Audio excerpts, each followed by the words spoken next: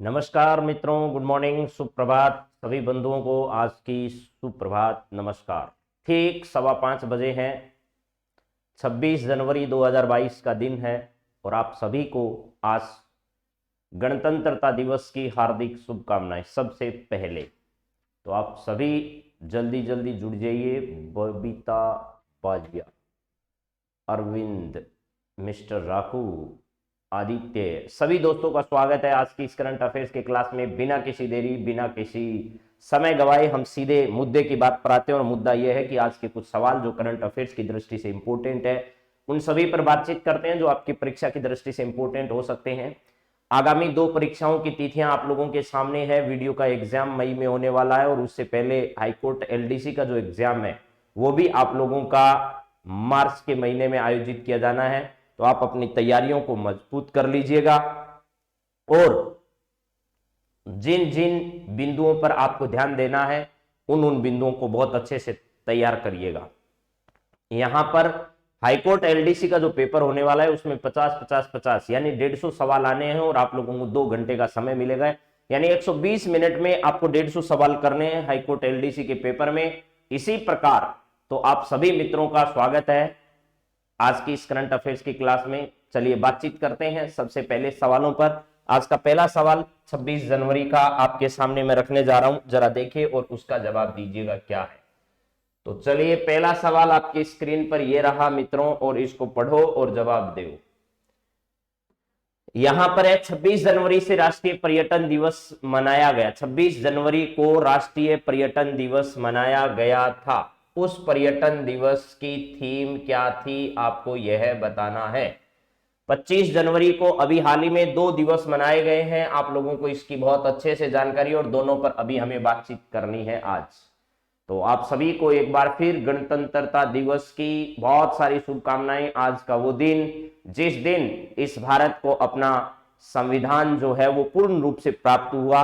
हालांकि आंशिक कुछ अनुच्छेद जो है वो पहले लागू कर दिए गए थे, लेकिन पूर्ण संविधान जो है वो आज के दिन हम गणतंत्र बने। गणतंत्र का मतलब है हमारे देश का जो प्रमुख है, हमारे देश का जो सम्राट कह सकते हो आप उसे, जिसका नाम राष्ट्रपति है, और वो राष्ट्रपति आज देश को मिला। आज के दिन से ही हमारे देश का प्रमुख जो है वो जनता के द्वारा चुने जाने वाला बना। तो हम गणतंत्र इस दिन बने। इसका मुख्य कारण यह था कि 26 जनवरी को हम आजादी से पहले हमारा स्वतंत्रता दिवस मनाते आ रहे थे, तो इस दिन का इंतजार किया गया कि ऐसे दिन पर हम क्या करें, हमारे गणतंत्र होने का प्रमाण हम दें। वो दिन हमारे लिए बहुत अच्छा होना चाहिए, यादगार होना चाहिए। तो इस दिन का बाद में चुनाव किया गया। तो आप सभी को आज के दिन की ढेर सारी शुभकामनाएं हैं मेरे मित्रों। तो जल्दी जल्दी आप लोग फटाफट जुड़िए और सब लोग बड़ा आनंद से आप लोग कमेंट कर रहे हैं। पहले सवाल का जवाब दीजिएगा जरा। 25 जनवरी को राष्ट्रीय पर्यटन दिवस मनाया गया, जिसकी थीम क्या है? ग्रामीण पर्यटन श्रेष्ठ पर्यटन, ग्रामीण और सामुदायिक केंद्रित पर्यटन, ग्रामीण पर्यटन की दिशा में भारत, महामारी के बाद का पर्यटन। तो अभी तक इसका जवाब जिनका भी आया है वो ज्यादा सही आया नहीं है, लेकिन इसका सही जवाब मैं आपको बता देता हूं। इसका सही जवाब मेरे मित्रों बी ऑप्शन है। ग्रामीण और सामुदायिक केंद्रित पर्यटन जो है वो इसका सही उत्तर होगा। इस बार ग्रामीण और सामुदायिक पर्यटन जो है ये केंद्रित पर्यटन होना चाहिए, ऐसा कहा जा रहा है। यानी ग्रामीण और सामुदायिक केंद्रित पर्यटन पर ज्यादा बल दिया जा रहा है। और आपको पता होगा राजस्थान में तो ग्रामीण पर्यटन को लेकर एक नई नीति लाई जा रही है। कहां पर? राजस्थान में। राजस्थान में किसको लेकर के? ग्रामीण पर्यटन को लेकर एक नई नीति जो है वो क्या की जा रही है? लाई जा रही है। और अभी हमारा जो पर्यटन दिवस मनाया गया है 25 जनवरी को, इस 25 जनवरी के पर्यटन दिवस की जो थीम है वो आप सब लोगों के सामने है कि ग्रामीण और सामुदायिक केंद्रित क्या होना चाहिए? पर्यटन होना चाहिए। तो ग्रामीण और सामुदायिक केंद्रित पर्यटन पर बल दिया जाना चाहिए। इस प्रकार की हमारी क्या रही है? थीम रही है। तो मेरे मित्रों आप सभी को शायद मेरी बात समझ में आ गई होगी। बहुत अच्छे से याद रखना ये कौन सा पर्यटन दिवस है। तो ये ध्यान भी रखिएगा कि ये अंतरराष्ट्रीय नहीं है, ये राष्ट्रीय पर्यटन दिवस है, जिसकी थीम हम लोग आपके सामने रख रहे हैं। तो राष्ट्रीय पर्यटन दिवस कब मनाया जाता है? 25 जनवरी को। उसकी थीम क्या है? ग्रामीण और सामुदायिक केंद्रित पर्यटन आपका रहेगा। चलिए अगला सवाल जरा देखिएगा क्या है। जो आपके काम की बातें वो एक भी नहीं छोड़ रहे हैं और जो काम की नहीं है वो आपको बता भी नहीं रहे हैं। तो चलिए आप लोग जल्दी जल्दी सवालों के जवाब देते जाइए। केंद्र सरकार द्वारा राष्ट्रीय पर्यटन दिवस पर मुख्य कार्यक्रम का आयोजन पोचमपल्ली गांव में किया गया, जो स्थित है, कहां पर है ये पोचमपल्ली गांव, इसके बारे में आपने पहले से भी सुन रखा है। राष्ट्रीय पर्यटन दिवस जो है वो कब मनाया जाता है, तो अभी बात की हमने 25 जनवरी को मनाया जाता है। ग्रामीण एवं सामुदायिक जो पर्यटन है, ग्रामीण और क्या है, सामुदायिक पर्यटन, ग्रामीण और सामुदायिक पर्यटन, ग्रामीण और क्या है, सामुदायिक पर्यटन, सामुदायिक पर्यटन जो है केंद्रित पर्यटन होना चाहिए। ये इस बार का विषय रहा या थीम रही, ये कह दीजिएगा आप लोग, इस बार का विषय या क्या है, थीम इस दिवस की ये रही। इस प्रकार का केंद्र सरकार द्वारा कार्यक्रम जो है वो पोचमपल्ली गांव में आयोजित किया गया। पोचमपल्ली गांव जो है, इस पोचमपल्ली गांव में आयोजित किया गया केंद्र सरकार के द्वारा। यह पोचमपल्ली गांव जो है वो आपको ध्यान रखना है मेरे दोस्तों, बुनकरों के गांव के नाम से जाना जाता है। बुनकरों के गांव के नाम, बुनकरों के गांव के नाम से इसे क्या किया जाता है, जाना जाता है। बुनकरों के गांव के नाम से इसे जाना जाता है। बुनकरों का गांव, बुनकरों के गांव के नाम से इसे क्या किया जाता है, जाना जाता है। इसके साथ साथ ये भी ध्यान रखिएगा, इक्कत साड़ियां जो होती है, कौन सी साड़ियां, इक्कत साड़ियां बोलते हैं उनको, इक्कत साड़ियां, इन साड़ियों के लिए यह पोचमपल्ली गांव जो है वो बड़ा प्रसिद्ध है। अभी हाल ही में यूएनओ जो है, यूएनओ ने इसे क्या किया था, बेस्ट पर्यटन गांव के रूप में इसे चुना था, ठीक है, यानी सर्वश्रेष्ठ पर्यटन गांव, पर्यटक गांव के रूप में, पर्यटन गांव के रूप में इसका चुनाव किया था, गांव का चुनाव किया गया था, किसका, पोचमपल्ली गांव का। अब जरा मेरे हिसाब से आप लोग बात सारी समझ गए होंगे कि क्या क्या बातें इसके संदर्भ में हुई है। पहला मैंने आपको बताया कि 25 जनवरी को कौन सा दिवस मनाया जाता है, तो आप सबका कहना है कि सर हमें यह बात समझ में आ गई कि 25 जनवरी को हम कौन सा दिवस मनाते हैं, तो 25 जनवरी को हम लोग मनाते हैं यहां पर आपका 25 जनवरी को पर्यटन दिवस और भी राष्ट्रीय है। फिर ग्रामीण और सामुदायिक जो केंद्रित है, वो ग्रामीण और सामुदायिक केंद्रित इस बार का विषय रहा है, पर्यटन होना चाहिए, केंद्रित क्या है, पर्यटन है, पर्यटन है, ये थीम रही है हमारी। इसके बाद मैंने कहा पोचमपल्ली गांव में केंद्र सरकार के द्वारा केंद्रीय कार्यक्रम का इस अवसर पर आयोजन किया गया। यह है बुनकरों के गांव के रूप में क्या किया जाता है, जाना जाता है। इक्कत साड़ियां जो है वो यहाँ की है, प्रसिद्ध है। इसके अलावा यहाँ यूएनओ के द्वारा इस वर्ष इसे सर्वश्रेष्ठ पर्यटन गांव के रूप में भी क्या किया गया है, चुना गया है। तो यह कहां पर स्थित है, यह आपको बताना है। हाँ जी, इसका सही जवाब है तेलंगाना। कहां पर है, तेलंगाना जो है, जो आंध्र प्रदेश से अलग होकर बना है, और यहां तेलंगाना का ही एक गांव है जिसका नाम क्या है, पोचमपल्ली है, और केंद्र सरकार ने मुख्य कार्यक्रम का आयोजन इस गांव में किया है। उद्देश्य आपको बता रखा है, कोई भी उद्देश्य आपसे पूछे तो इसका उद्देश्य यही है कि लोगों में पर्यटन की दृष्टि में, पर्यटन यानी एक जमाना होता था जब कौन पर्यटन करने जाता था, जब गरीबी इतनी ज्यादा थी। अभी भी गरीबी का आंकड़ा जो है वो बहुत ज्यादा है, लेकिन उसके बावजूद भी कुछ लोग अभी भी अपनी आर्थिक स्थिति में सुधार होने के बाद जो है वो क्या करें, पर्यटन की दिशा में बढ़ रहे हैं। बहुत सारे लोग आज हिंदुस्तान में पर्यटन को बढ़ावा देने के लिए पर्यटन स्थलों पर जाते हैं, लेकिन अभी भी स्थितियां उतनी अच्छी नहीं है इस देश में। लेकिन यहां पर धीरे धीरे पर्यटन को क्या किया जाए, पर्यटन को बढ़ावा दिया जाए, देश की आर्थिक स्थिति में भी पर्यटन अपना योगदान दे। इसके उद्देश्य से लोगों में जागरूकता फैले, लोगों में क्या हो, जागरूकता हो, यानी जागरूकता हो, उन स्थानों की राष्ट्रीय और अंतर्राष्ट्रीय स्तर पर पहचान हो, इसलिए इन क्षेत्रों को बढ़ावा दिया जाता है। तो यह अभी कहां पर आयोजित किया गया, तेलंगाना के पोचमपल्ली गांव में केंद्र सरकार के द्वारा इस प्रकार के कार्यक्रम का आयोजन किया गया है। तो चलिए अगले सवाल पर हम बात करते हैं। अगला सवाल आपके सामने क्या है, नेक्स्ट सवाल जो है मित्रों 25 जनवरी से संबंधित ही है। 25 जनवरी को एक दूसरा दिवस भी हमने मनाया, उसके बारे में भी आपसे सवाल पूछ लेते हैं। जरा देखिएगा क्या है सवाल और क्या होगा उसका जवाब। सवाल तो यह है मेरे मित्रों कि 25 जनवरी को ही 12वां राष्ट्रीय मतदाता दिवस मनाया गया। 25वां राष्ट्रीय मतदाता दिवस भी कब मनाया गया, ये 12वां था राष्ट्रीय मतदाता दिवस। मेरे हिसाब से ये 12वां होगा, तो पहला वर्ष 2011 में मनाया गया होगा, ठीक है। और राष्ट्रीय मतदाता दिवस जो है, जिसकी थीम आपको बतानी है कि उसकी थीम क्या रही होगी। चुनावों को समावेशी, सुगम और सहभागी बनाना है। चुनाव हमारा अधिकार है, चुने अपनी सरकार है, एक राष्ट्र एक चुनाव है। क्या रह सकती है इस बार की थीम 25 जनवरी को? 25 जनवरी को आपने 2 दिवस मना लिए, राष्ट्रीय ही है, दोनों राष्ट्रीय ही है। राष्ट्रीय में क्या करना है भैया? पहले पर्यटन करना है और पर्यटन करते हुए क्या करना है? आपको मतदान करना है। पर्यटन क्षेत्र पर जाकर कर दो मतदान तो भी अच्छा होगा। तो मतदान भी करना है और पर्यटन को भी बढ़ावा देना है। कितनी तारीख को देना है? राष्ट्रीय स्तर पर 25 तारीख को देना है। और 25 वो भी कौन सी होनी चाहिए? वो भी जनवरी की होनी चाहिए। तो चलिए अब बताइए इस बारे में। चुनावों को समावेशी, सुगम, या फिर एक और लिख देता हूं, मजबूत लोकतंत्र के लिए चुनावी साक्षरता।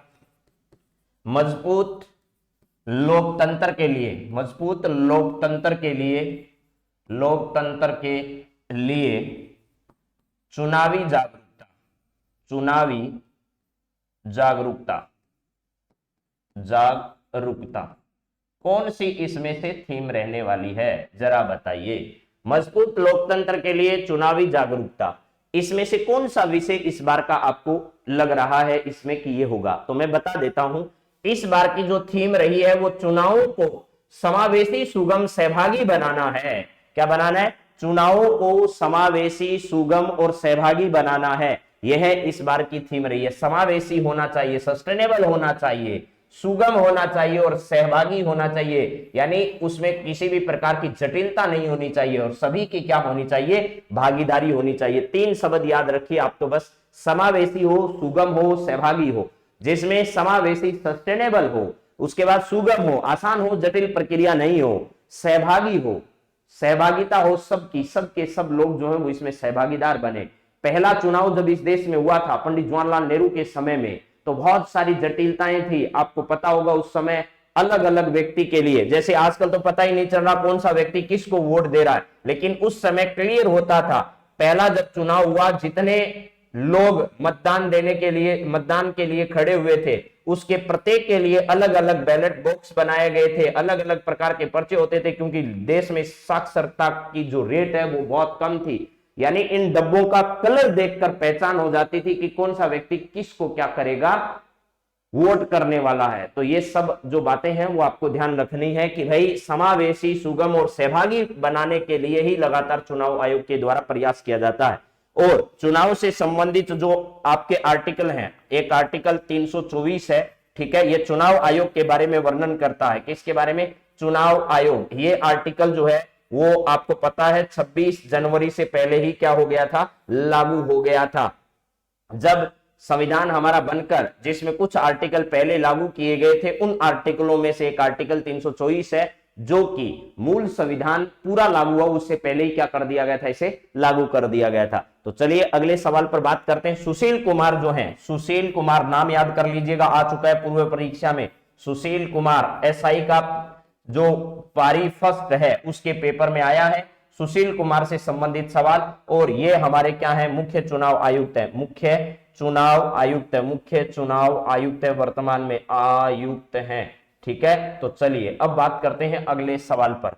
अगला सवाल भी इसी से रिलेटेड है। यहां से आपसे पूछा यह जा रहा है कि 12वें राष्ट्रीय मतदाता दिवस पर चुनाव आयोग द्वारा प्रकाशित पत्रिका जो है उसका नाम बताइए जरा, क्या है?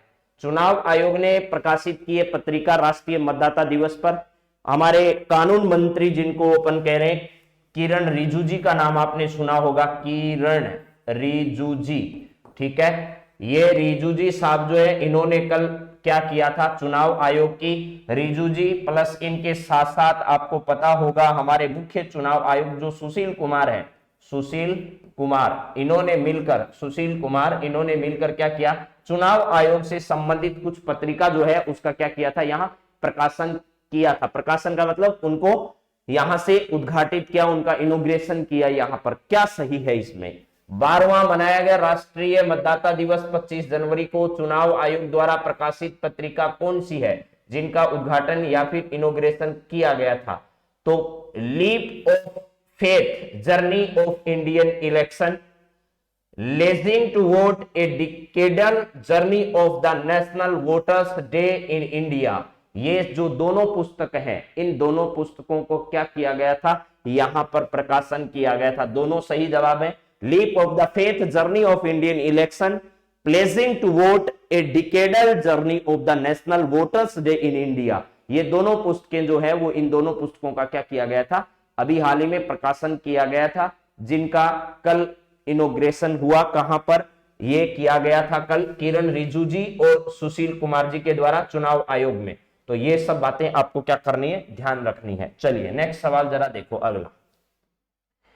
यहां आईसीसी से संबंधित लगातार आजकल कुछ सवाल आ रहे हैं पेपर में, और हो सकता है आपने भी ये सारे पढ़े होंगे। मैं एक बार फिर आपके सामने रख रहा हूं, इन सवालों को जरा देखिएगा।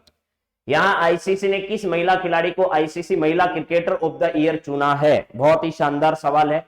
देखिए अलग अलग जवाब है, सब सवालों के बारे में आप लोग ध्यान रखना। अगर आपसे ICC player of the year पूछे, प्लेयर ऑफ द ईयर पूछे तो सवाल ध्यान रखना, ऑफ द ईयर पूछे तो सवाल अलग होगा।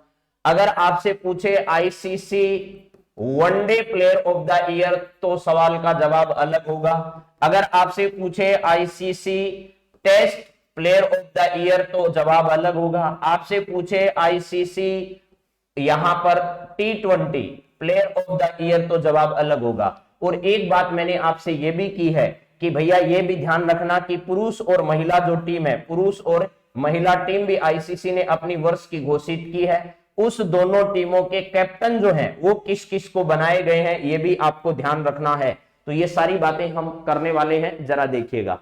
तो आईसीसी ने किस महिला खिलाड़ी को आईसीसी महिला क्रिकेट ऑफ द ईयर चुना है? तो महिला खिलाड़ी का जो खिताब है, यानी ओवरऑल खिलाड़ी, ओवरऑल का खिताब जो पहला है वो महिला में किसको दिया गया? स्मृति मंधाना को दिया गया। ये ध्यान रखना, स्मृति मंधाना को ये दिया गया। इसमें टेमी ब्यूमेंट है, गेबी लुइस है, नट साइवर है, ये सारे नाम जो है वो महिलाओं से संबंधित है। लेकिन स्मृति मंधाना जो है, इनको ये कीर्तिमान स्थापित करने के लिए यह पुरस्कार जो है वो क्या किया गया है, वितरित किया गया है। तो मेरे हिसाब से इसमें आपको कोई दिक्कत नहीं आएगी और आपको ये बात समझ में भी आ गई होगी कि स्मृति मंधाना जो है, इनको ये ध्यान रखना है।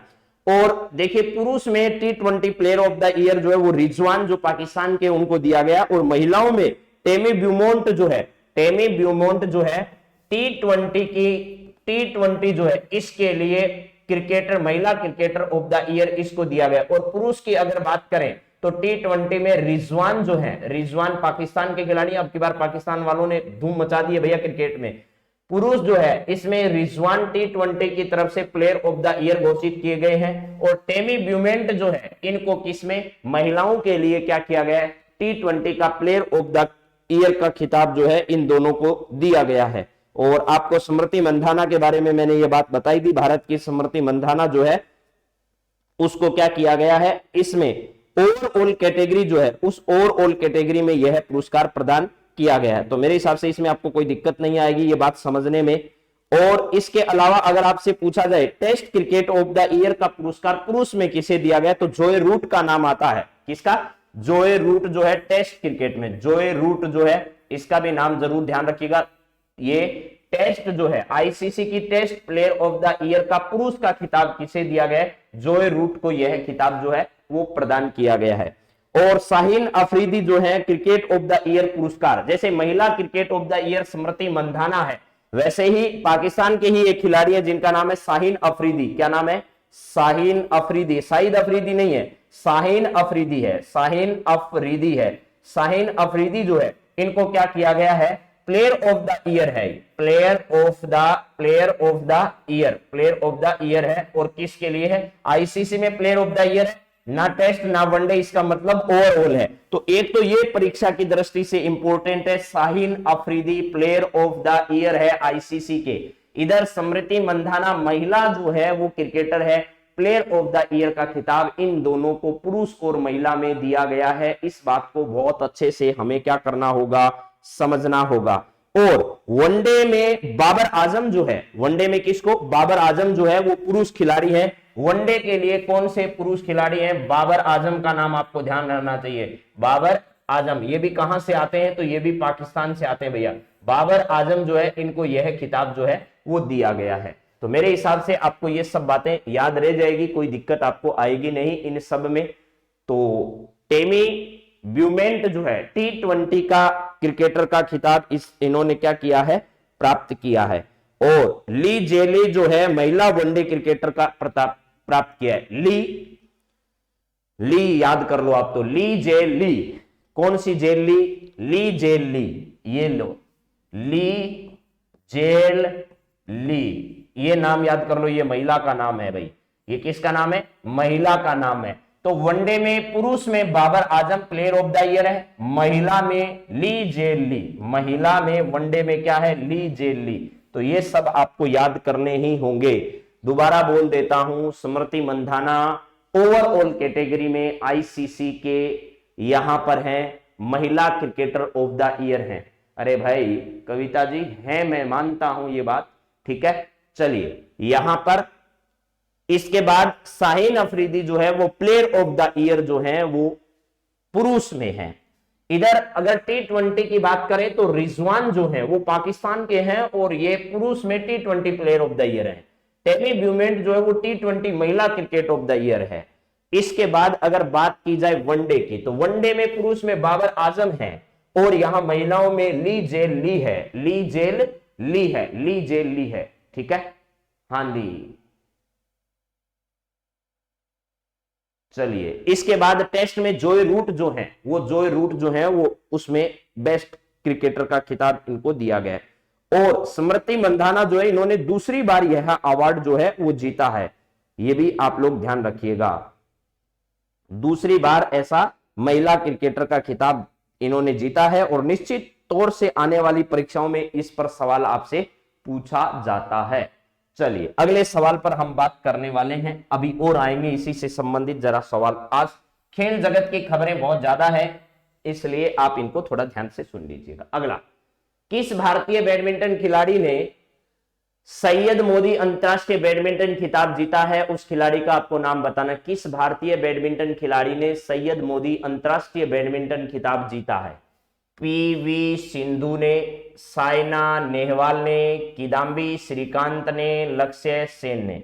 लक्ष्य सेन ने अभी आयोजित इंडियन बैडमिंटन चैंपियनशिप जो है ना, जिसका आयोजन दिल्ली में किया गया, इंडियन बैडमिंटन चैंपियनशिप जिसका आयोजन कहां किया गया था भैया? दिल्ली में आयोजन किया गया था, नई दिल्ली में जिसका आयोजन किया गया उसमें इन्होंने खिताब जीता है लक्ष्य सेन ने, ये आपको ध्यान रखना है।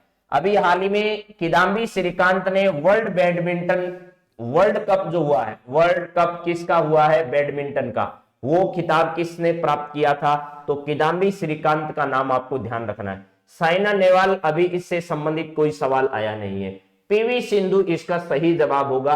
पीवी सिंधु का संबंध कहां से है? हैदराबाद से है, हैदराबाद से इनका संबंध है। और अभी में आपको पता होगा इनको खेल जगत में और अच्छा प्रदर्शन के लिए पद्मश्री अवार्ड से भी इनको क्या किया गया था? सम्मानित किया गया था। तो तीनों सवाल आपकी परीक्षा में आने वाले हैं, छपने वाले हैं। तीनों नाम याद कर लो। पीवी सिंधु का मोदी, ये वाला जो सैयद मोदी अंतरराष्ट्रीय बैडमिंटन खिताब है ये जीता है। किदाम्बी श्रीकांत ने वर्ल्ड कप, जो बैडमिंटन वर्ल्ड कप का आयोजन होता है, बैडमिंटन वर्ल्ड कप, उसका खिताब इन्होंने जीता। लक्ष्य सेन ने इंडियन ओपन बैडमिंटन जो प्रतियोगिता हुई है जिसका आयोजन कहां किया गया? नई दिल्ली में किया गया, उसका खिताब जीता है। ये तीनों ही परीक्षा के सवाल जो हैं वो बहुत ही बेहतरीन है, परीक्षा के सवाल जो हैं वो इंपॉर्टेंट है, ठीक है। तो चलिए जरा इसका सही जवाब क्या होगा आपको पता चल गया, पीवी सिंधु इसका सही जवाब है। चलिए नेक्स्ट सवाल की बात करते हैं। अगला सवाल जरा देखिएगा क्या है। यहां पर सवाल आपका ये है भैया कि आईसीसी जो है उसमें ICC cricketer of the year, ICC cricketer of the year, ये पुरस्कार जो मैंने अभी बताए हैं उनके संदर्भ में ही आपसे सवाल बनाकर मैंने पूछ लिया है ताकि आप तक सवाल ये सब पहुंच जाए इसी फॉर्मेट में। हाँ जी, ICC cricket of the year 2021 का खिताब शाहीन अफरीदी को दिया गया। ये एकदम सही बात है, इंपॉर्टेंट बात है और ये भी ध्यान रख लीजिएगा। ऑफ द ईयर का खिताब किसे दिया गया? ICC cricket of the year पुरुष का खिताब शाहीन अफरीदी को और महिला का दिया गया स्मृति मंधाना को। स्मृति मंधाना को यह खिताब जो है वो दिया गया है। चलिए इसके बाद है ICC test cricket of the year का खिताब जो है वो पुरुष कैटेगरी में जोय रूट को दिया गया है। ICC one day cricket of the year का खिताब जो है वो बाबर आजम को दिया गया है, ये बात ध्यान रखना है। और ली जेल ली, ली जेल ली, ली जेल ली। ये सब किसको दिया गया? ये महिला को दिया गया है वनडे में। टेस्ट में महिला का नाम क्या है ये भी ध्यान करना है। यहां पर ये सभी जो है वो आपके क्या है? सही है। एक T20 का भी आपको याद होना चाहिए। T20 में पुरुष जो है उसमें किसको दिया गया है? बाबर आजम को दिया गया, बाबर आजम को दिया गया है, बाबर आजम, ये ध्यान रखना है। इसके अलावा महिला का किसको दिया गया है? तो महिला का अभी अभी आपको नाम बताया था, ब्यूमेंट जो है उनको दिया गया है, ब्यूमेंट जो है उनको क्या किया गया? इस प्रकार का खिताब प्रदान किया गया है। तो मेरे हिसाब से ये सारी बातें आपके समझ में आ गई होगी और आपने इन सब को बहुत अच्छे से समझ लिया होगा। ब्यूमोंट, टेमी ब्यूमेंट जो है उनको क्या किया गया? दिया गया। टेमी ब्यूमेंट, टेमी याद कर लो, बाबर आजम, टेमी, टेमी ब्यूमेंट, ब्यूमेंट, ये नाम आपको याद करना है। तो ये सब आपको ध्यान रखने वाली बातें हैं जो परीक्षा की दृष्टि से बहुत इंपॉर्टेंट है।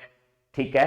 हाँ, ईयर अफरीदी सही है, player of the year Mandhana, T20 में बाबर, ये सब जो है वो परीक्षा की दृष्टि से बहुत इंपॉर्टेंट सवाल है आने वाले दिनों में। चलिए अगला सवाल देखिएगा क्या है। हमारे देश में आर्थिक असमानताओं को लेकर लगातार कई डाटा जारी होते हैं और अभी एक डाटा जारी किया गया आर्थिक असमानता को लेकर। कारण क्या है आर्थिक असमानता के? वो आप सब लोग जानते हैं। आर्थिक असमानता का मुख्य कारण यही है कि इस देश के कुछ एक प्रतिशत जो लोग हैं उनके पास देश का अधिकांश प्रतिशत जो धन है वो आया है। तो चलिए जरा अब बात करते हैं इस सवाल पर क्या है। Centre for monitoring Indian economy के जून तक के आंकड़ों के अनुसार 5 वर्षों में देश के 20% जो गरीब लोगों की आमदनी में कितने प्रतिशत की गिरावट आई है? अभी जो centre for monitoring Indian economy जो है इसका एक सर्वे सामने आया है। ठीक है, न्यूज़पेपर अगर कल आपने पढ़ा होगा तो उसमें मुख्यतः ये खबर छपी है।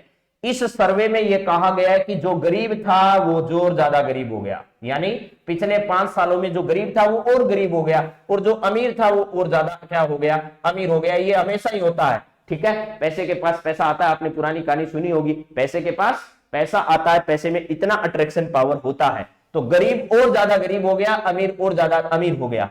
तो 20% जो गरीब लोग थे इस देश में उनकी आमदनी में कितने प्रतिशत की गिरावट आई है यह आपको क्या करना है? बताना है। तो 20% जो लोग हैं उनकी आमदनी में कितने प्रतिशत की गिरावट दर्ज की गई है? मेरे हिसाब से यह बात आप बता पाने में सक्षम हैं और आराम से इस बात को आप बता भी देंगे। तो चलिए जरा बताइएगा फिर क्या होगा इसका सही जवाब।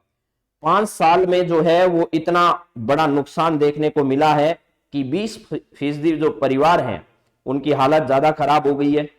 और वित्त वर्ष 2020-21 में जीडीपी में 7.3% की क्या हुई है? गिरावट भी दर्ज हुई है। और अमीर लोग जो हैं 20% अमीर जो लोग हैं उनकी 39% जो है वो क्या हुई है? बढ़ी है।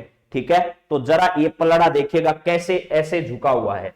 ऐसे ये पलड़ा है, मान लो इस देश में 20% जो गरीब जनता है उसका नुकसान हुआ है 53%, यानी 53% तक की उनकी आय क्या हुई है? कम हुई है। ये 53% इनकी आय कम हो गई है भैया 20% लोगों की। इधर अमीर भी इतने ही है, 20% अमीर हैं। ये जो 20% लोग हैं इनकी आमदनी में अगर आप उछाल देखोगे तो आपको अचंभा होगा, 39% की इनकी आय में बढ़ोतरी हुई है।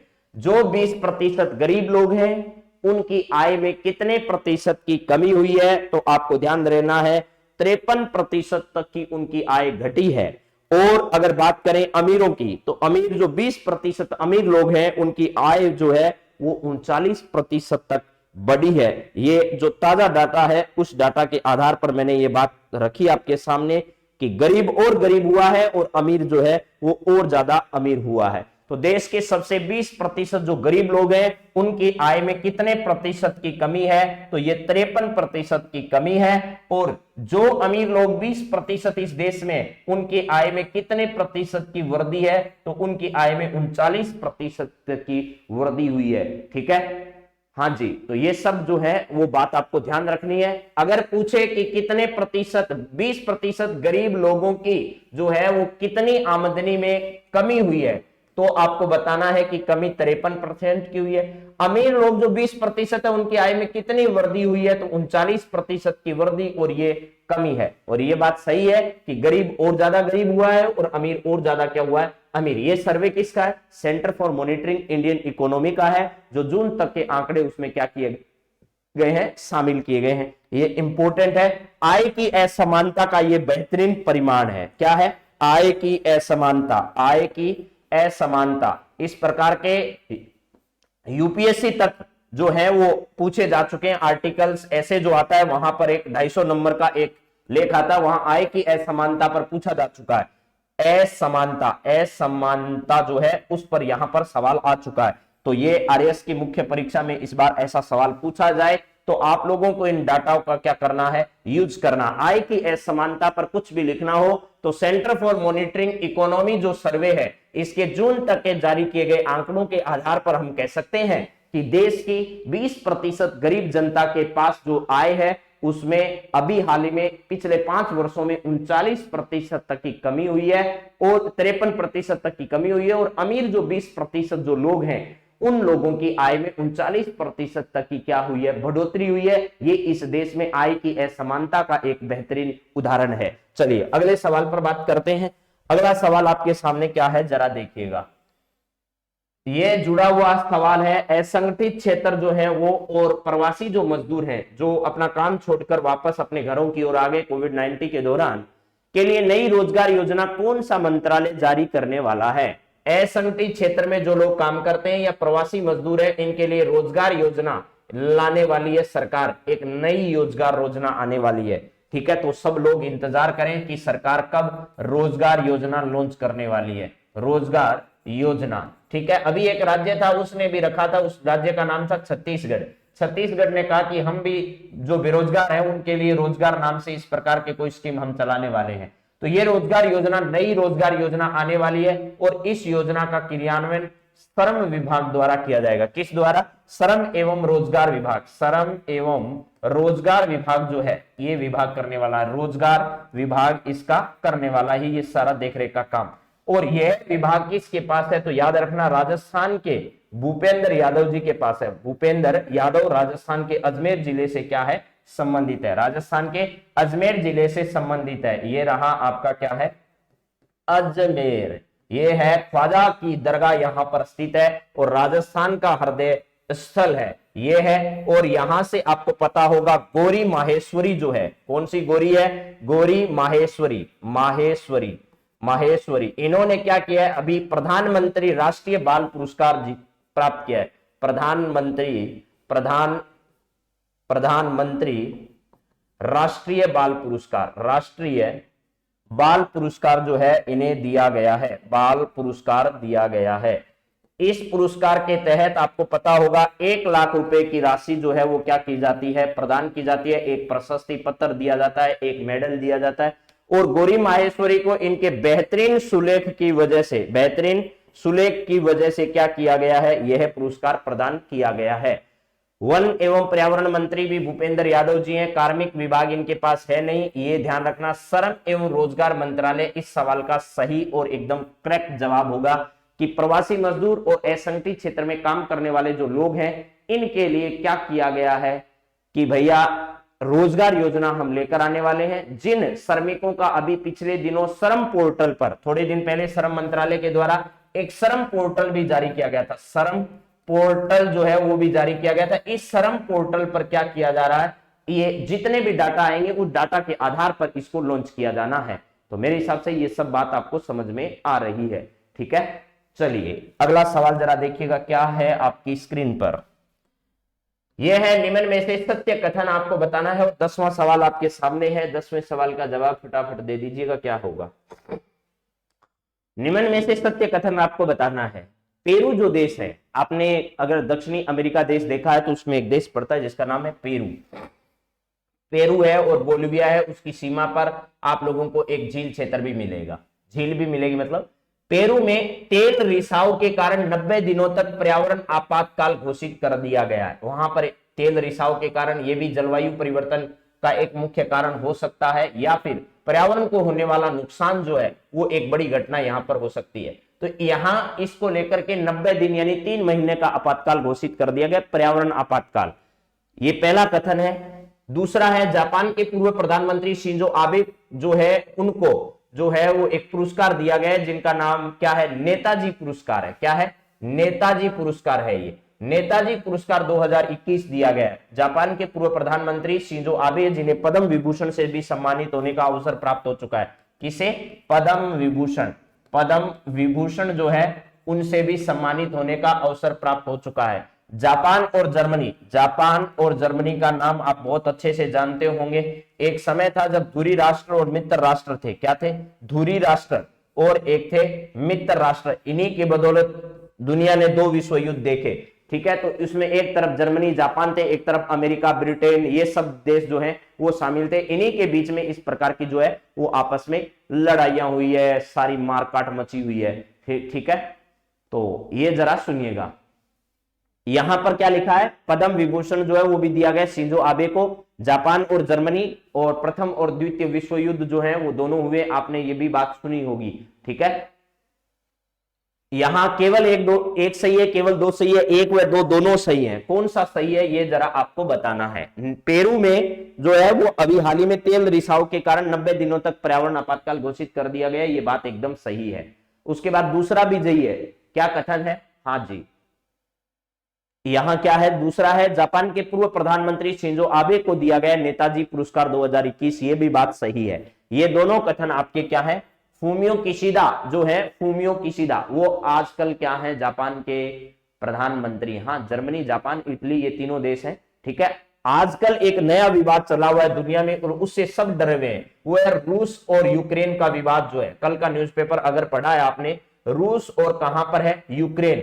ठीक है, क्रीमिया युद्ध तो पहले हो चुका है, रूस और यूक्रेन जो है इनके बीच में अब तनातनी का माहौल है, कभी भी गड़बड़ हो सकती है। इसको लेकर के अमेरिका देश जो है, अमेरिका है, ब्रिटेन है, इन्होंने अपने राजदूत जो है उनको क्या कर लिया है, वापस अपने देश बुला लिया है। तो अभी हाल ही में एक नया विवाद किन दो के बीच में चल रहा है, तो आपको ध्यान रखना है, यूक्रेन और रूस का यह विवाद जो है वो धीरे धीरे क्या होता जा रहा है, बढ़ता जा रहा है। तो चलिए अगले सवाल पर बात करते हैं। आपके सामने राजस्थान का पहला सवाल क्या है, जरा देखिएगा। पहला सवाल है आपके सामने, राज्य की किस महिला अधिवक्ता को, ये सवाल तो आप जानते हैं, अगर आपने न्यूज़पेपर कल का पढ़ा है तो ये खबर छपी है कल के पेपर में। राज्य की किस महिला अधिवक्ता को वरिष्ठ अधिवक्ता बनाया गया है। राज्य की ऐसी महिला पहली महिला है जिनको वरिष्ठ अधिवक्ता, सीनियर जो एडवोकेट है, इसका पद मिला है। राज्य की किस महिला अधिवक्ता को वरिष्ठ अधिवक्ता यानी सीनियर एडवोकेट बनाया गया और ऐसा पहली बार हुआ है। ऐसा पद प्राप्त करने वाली प्रथम महिला जो है वो गायत्री राठौड़ है। कौन है, गायत्री राठौड़ जो है वो पहली सीनियर एडवोकेट है। सीनियर एडवोकेट जो है वो पहली महिला है, गायत्री राठौड़। कुशल सिंह राजस्थान की प्रथम महिला चीफ सेक्रेटरी है, यानी मुख्य सचिव जो है वो पहली महिला कुशल सिंह है। और कुछ ही दिनों बाद हमारे जो वर्तमान के आर्य साहब है वो रिटायर हो रहे हैं और उसके बाद हो सकता है राजस्थान में एक महिला मुख्य सचिव आपको देखने को मिल जाए। इसके बाद आयशा मलिक जो है, आयशा मलिक जो है वो पाकिस्तान के सुप्रीम कोर्ट में, पाकिस्तान के सुप्रीम कोर्ट में जज बनी है। अभी अभी हाल ही में इन्होंने शपथ ग्रहण की है वहां पर। तो एमजे रोड्रिगुएज जो है, एमजे रोड्रिगुएज ये नाम है, ये प्रथम महिला, ठीक है, ये क्या है, प्रथम महिला ट्रांसजेंडर महिला है जो एक्ट्रेस है। ट्रांसजेंडर महिला जो है वो आपकी है, क्या है, ये एक्ट्रेस बनी है, एक्ट्रेस। ठीक है, तो ये ध्यान रखिएगा, प्रथम ऐसी ट्रांसजेंडर है जो क्या बनी है, आपको एक्ट्रेस में दिखेगी। तो एमजे रोड्रिगुएज इनका नाम है। आयशा मलिक जो है वो पाकिस्तान सुप्रीम कोर्ट में जज बनी है। कुशल सिंह राजस्थान की प्रथम महिला सचिव है, मुख्य सचिव रही है। गायत्री राठौड़ राजस्थान की प्रथम महिला ऐसी है जिनको सीनियर एडवोकेट का दर्जा प्रदान किया गया है। तो मेरे हिसाब से ठीक है। चलिए नेक्स्ट सवाल जरा देखिएगा, अगला आपके सामने क्या है। कोशिश किए एक ही सवाल में 3-3, 4-4 सवाल आपके सामने रखने की, लेकिन उसके बावजूद भी अगर आपको ये बात समझ में नहीं आती है तो फिर प्रॉब्लम ही प्रॉब्लम है। 3-3, 4-4 सवाल एक साथ में कवर कराने की आपको कोशिश कर रहा हूं। कोई बताएगा क्या करे पढ़कर? 24 अक्टूबर सेकंड शिफ्ट में 235 सेलेक्ट नहीं हुआ, आरएस प्री क्वालिफाइड पर पटवारी नहीं, ये बात सही है। तो चौथी पारी में जिनका पेपर है उनके 10 से 15 नंबर कम हुए भैया, 15 तक नंबर कम हुए हैं जिनका पेपर भी चौथी पारी में था। पहली पारी में जिन 2 पारियों में लड़कियों के पेपर थे उनमें 8 से 10 नंबर बढ़े हैं पहली पारी, दूसरी पारी में 7 से 8 नंबर बढ़े हैं, तीसरी पारी 6 से 7 नंबर बढ़े हैं, चौथी पारी वालों में खतरनाक हुई है बात, 10 से 15 नंबर उनके क्या हो गए हैं, कम हो गए हैं। तो ये पटवारी का मामला है। अब कर भी क्या सकते हैं, सरकार है भैया, कुछ भी कर सकते हैं ये लोग। पेपर तो उनके हाथ में भी था, उनके हाथ में भी था, फर्क क्या पड़ा, क्यों नंबर कम किए? हाँ, अगर करने थे तो सबके कम करने थे, बढ़ाने थे तो सबके बढ़ाने थे भैया, लेकिन आपने ऐसा फॉर्मूला निकाला, चौथी पारी वाले तो बेचारे मारे गए। गणतंत्र दिवस परेड में राजस्थान की झांकी किस थीम पर आधारित होगी? पहला, जल जीवन मिशन पर आधारित होगी, आदिवासी जीवन संघर्ष पर आधारित होगी, और राजस्थान की हवेली स्थापत्य कला जो है उस पर आधारित होगी। बताइए जरा क्या होगा इसका सही जवाब?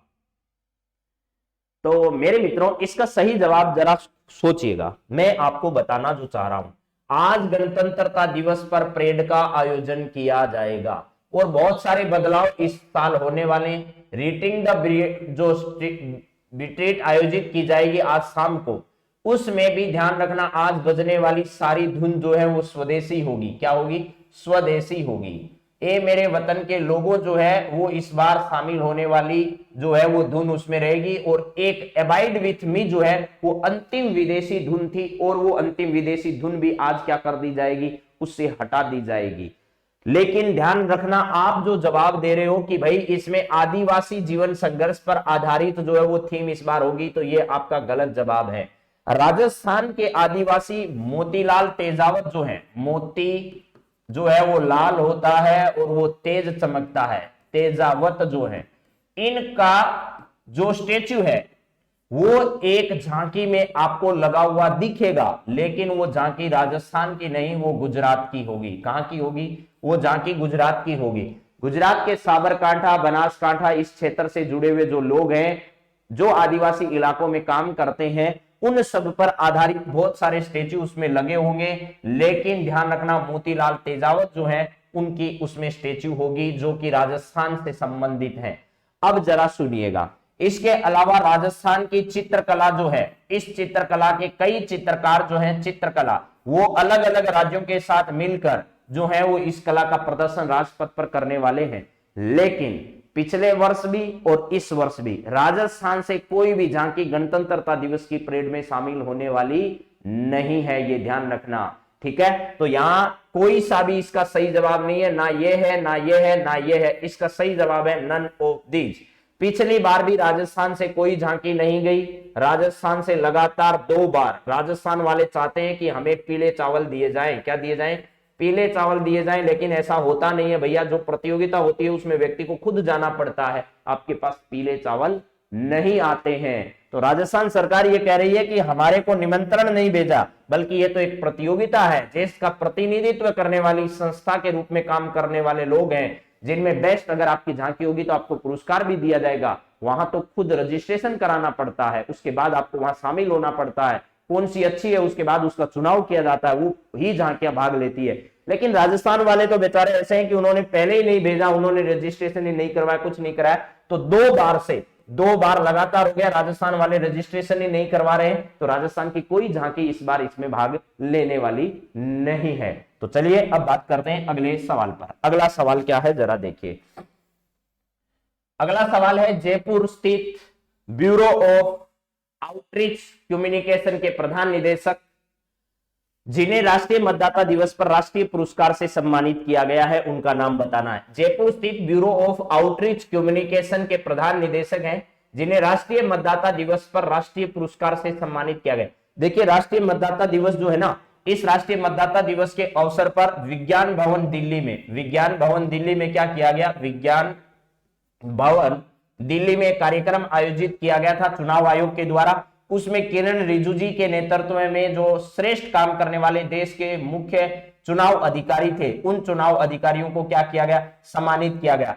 किसी ने बेस्ट इलेक्ट्रोल के रूप में अपनी भूमिका दी, किसी ने किसी रूप में, अलग अलग रूप में भूमिकाएं दी, उन सबको सम्मानित किया गया।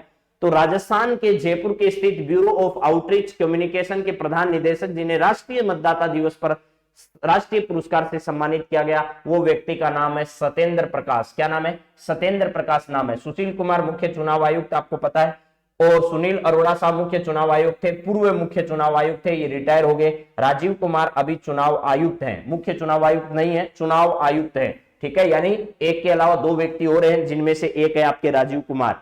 मुख्य चुनाव आयुक्त की बात करें तो सुशील कुमार है। तो ये सारी बातें आपको क्या करनी है, ध्यान रखनी है। राजस्थान में भी राज्य स्तरीय कार्यक्रम का आयोजन किया गया, उसमें ऑनलाइन माध्यम से कलराज मिश्र जी ने भी इस प्रकार के पुरस्कार जो है वो राजस्थान के अलग अलग एसडीएम और जिला कलेक्टर्स जो है उनको क्या किया, सम्मानित किया। अगला सवाल आपके सामने है, स्वस्थ बेटी अभियान की शुरुआत अभी हाल ही में किसके द्वारा की गई है?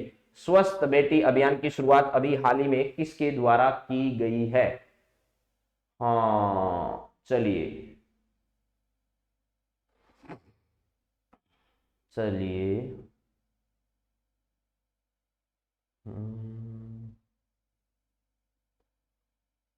यहां लिखा है स्वस्थ बेटी अभियान की शुरुआत किसके द्वारा की गई है? अभी हाल ही में बेटियों को लगातार बढ़ावा दिया ही जा रहा है, ठीक है। स्वस्थ बेटी अभियान जो है इसकी शुरुआत किसके द्वारा की गई है? अशोक गहलोत जी, प्रसादी लाल मीणा, शकुंतला रावत, कलराज मिश्र।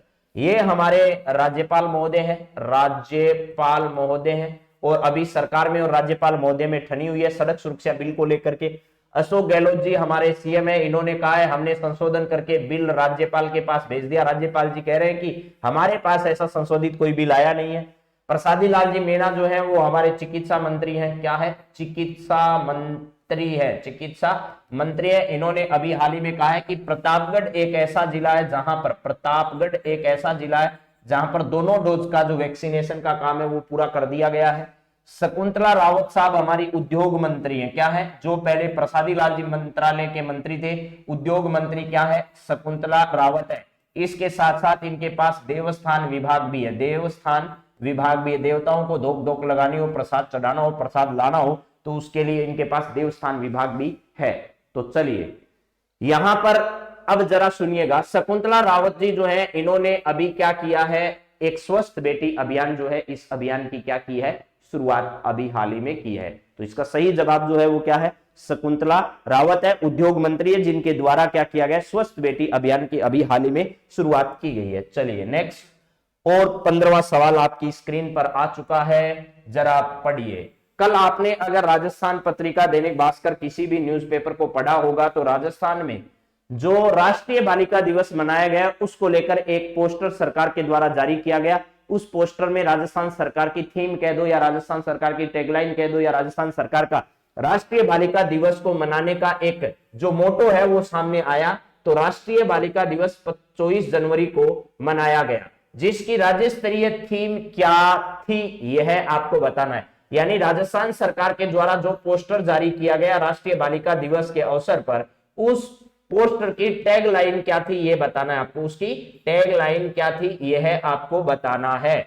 चलिए, न्यूज़पेपर में आपने अगर देखा हो तो बाकायदा सरकार समय समय पर इश्तिहार देती है, यानी इस प्रकार के जो है वो पोस्टर जारी करती है। तो इस समय भी एक पोस्टर जारी किया गया, उसको लेकर के सरकार ने कौन सी टैगलाइन लिया, मैं लड़की हूं लड़ना जानती हूं। किसने कहा था ये बात? तो मेरे हिसाब से गांधी परिवार में से किसी ने कही होगी, राहुल गांधी ने कहा, प्रियंका गांधी ने कहा, किसने कहा?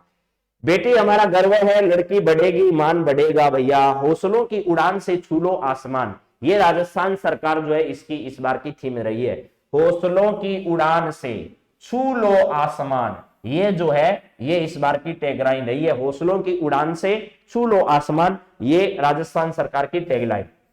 और राजस्थान सरकार ने अभी उड़ान योजना जो है राजस्थान में क्या की है, उड़ान योजना जो है शुरू की है। पक्का रट लेना इस सवाल को, उड़ान योजना को, ठीक है। इसमें राज्य की सभी बालिका और महिलाओं को निशुल्क सैनिटरी नैपकिन देने हेतु इस योजना की शुरुआत की गई है। और यह आपका 5 स्टार सवाल है, आगामी जो भी पेपर देकर जाओ पढ़कर चले जाना चाहिए, सवाल आएगा इस योजना पर निश्चित तौर पर। तो आप सभी को ध्यान रखना है, ठीक है। हाँ जी, चलिए आप सभी मित्रों को ध्यान रखना है इस बात को। और आज के गणतंत्रता दिवस की एक बार फिर आप सभी मित्रों को ढेर सारी शुभकामनाएं हैं। आनंद से पढ़ाई करिए, लड्डू वितरण का कार्यक्रम है, सभी इसके बाद लड्डू लेकर जाए मेरे मित्रों। तो आप सभी को बहुत बहुत धन्यवाद है आज की क्लास से जुड़ने के लिए। क्लास के अंत में यही कहूंगा, आप आज के हमारे भारत के संविधान की जो प्रस्तावना है उसको अपना ध्येय मानकर, अपना मोटिवेशन मानकर, ठीक है, अपने जीवन में लगातार आगे बढ़िए। इस देश के संविधान निर्माताओं को सलाम है जिन्होंने इस देश के नेताओं को पहले ही समझ लिया कि इस देश में ऐसे ऐसे नेता आने वाले हैं। उनकी बहुत सारी कोशिश की गई है उनको नब्ज को बांधने के, लेकिन आजकल के नेता ऐसे हैं, ठीक है, नेता कम है और नेताओं के चोले में सपोले ज्यादा हैं। तो उनको कंट्रोल करने का बहुत कुछ प्रयास हमारे संविधान में किया गया और वो भारत का संविधान भव्य है, दिव्य है, सुंदर है और बहुत सारा उसमें ऐसा मैटर लिखा गया दुनिया भर से इकट्ठा करके, दुनिया भर में जो जो अच्छी बातें थी वो सब हूबहू नहीं शामिल की गई। भारत की परिस्थितियों के अनुसार, भारत के वातावरण के अनुकूल, भारत की परिस्थितियों के अनुसार उनको कैसे इंप्लीमेंट करना है, कैसे उनको लागू करना है, उन सब बातों को समझते हुए भारत के संविधान को तैयार किया गया। तो उन सभी संविधान निर्माताओं को हमारी तरफ से सैल्यूट है कि आप सबने ऐसा काम किया और इतना कठिन काम आपने इतने कम समय में, इतने कम धन को लगाकर, आपने इतना दिमाग का उपयोग करते हुए आपने ये सब काम किया, उसके लिए आप सभी को सलाम है। तो कल मिलते हैं फिर दोस्तों। आप सभी को बहुत बहुत धन्यवाद आज की क्लास से ज्वाइन करने के लिए और आप लगातार इसी प्रकार अपना प्रेम बनाए रखिए, इसके लिए भी आपको कोटि कोटि धन्यवाद। Have a nice day, thank you.